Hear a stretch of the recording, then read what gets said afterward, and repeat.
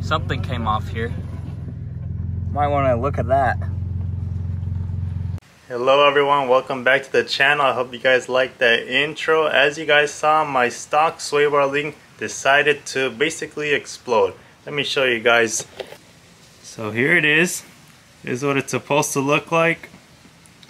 And this is what the broken side looks like. Basically, the little silver sleeve decided to say goodbye. And that's okay. This is a stock sway bar link.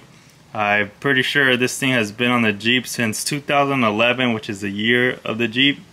So we're going to be replacing that with these adjustable sway bar links. Keep in mind this is for the rear.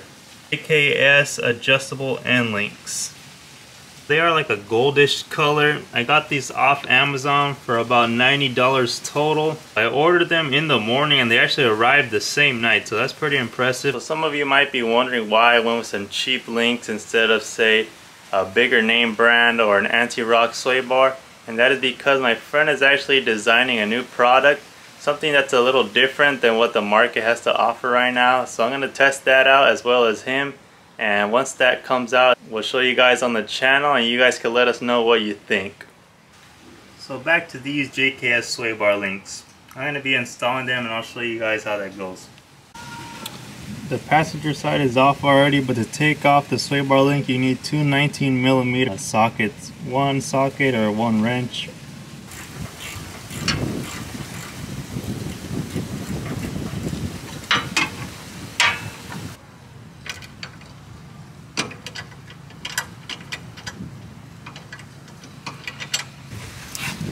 Alright, so both links are out. Let's go ahead and put the new ones in. And yes, I know, my Jeep definitely has some rust. I'll fix it one day. So you gotta thread those nuts in first because those nuts are what's gonna be holding this thing from not moving.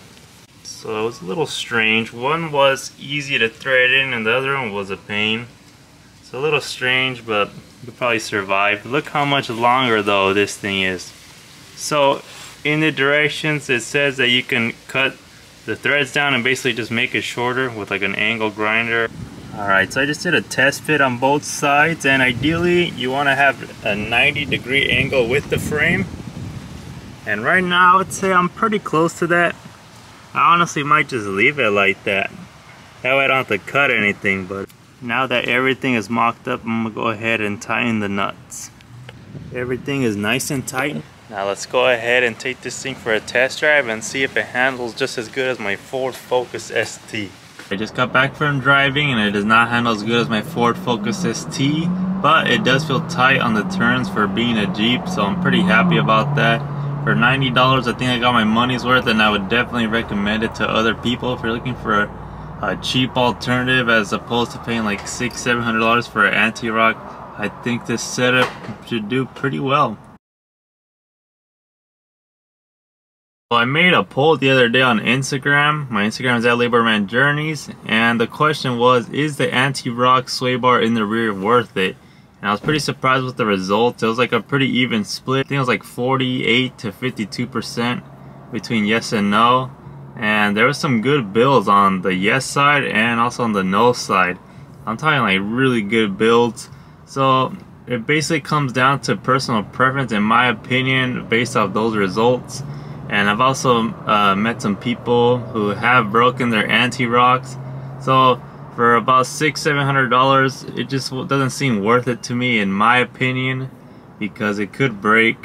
But maybe for certain people it is worth it. So I guess it is just a personal preference thing. I'm curious though to what you guys think. Let me know in the comments down below if you think the rear anti-rock sway bar, or hey, any anti-rock sway bar, the front rear, is worth the money or not. If you have any questions though about these sway bar links or anything else, feel free to comment below or send me a message on Instagram @LabormanJourneys. Don't forget to like and subscribe, and thank you guys for watching.